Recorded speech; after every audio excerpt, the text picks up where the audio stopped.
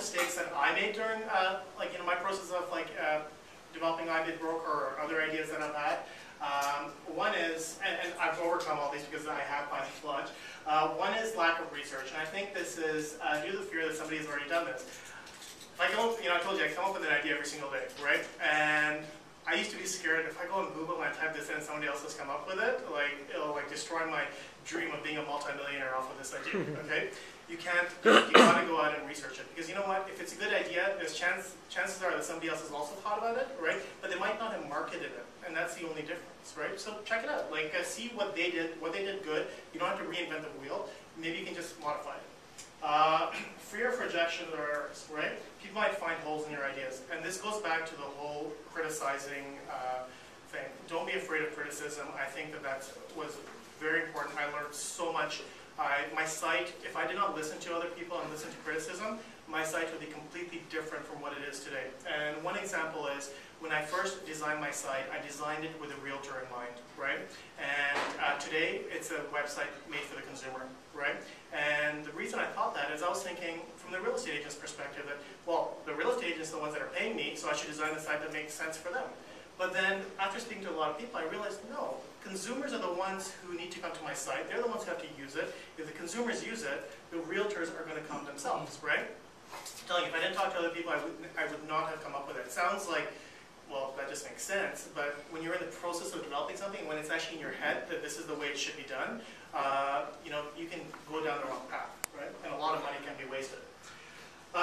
You know what, make sure there's a market, and that's just it. It goes back to the thing, there's some great inventions that are out there, but nobody buys them, right? Just because there might not actually be a real market for it. It could be a good idea, it could be something that will make things easier, but people are just not interested in doing that. And one example is, if you use the healthcare industry, there's a lot of technology that's been introduced into healthcare, but the physicians, or the older physicians, do not want to adapt to technology. They still want to utilize the methods that they've been using for the last 20, 30 years. They want to do everything on paper. They don't want to use a computer. They're very afraid of it, right? So there's no markets. A lot of companies spend a lot of money, a lot of technology companies spend a lot of money creating electronic medical records and creating a lot of really cool applications for doctors, but none of them ever get used, right? And the reason is they didn't really research the market. It was great ideas, but there was not a real market for it.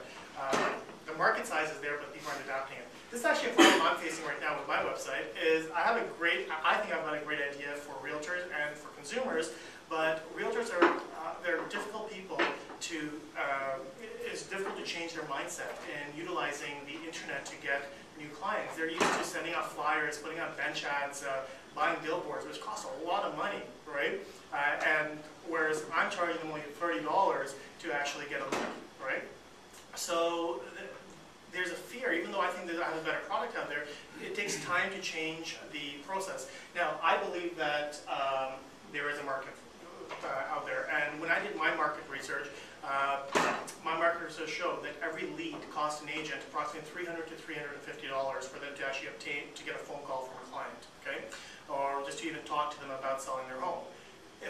For me to break into this market, that means my lead is worth at least that much money. And because I'm offering convenience, I'm offering that you only pay for it when you actually get the lead.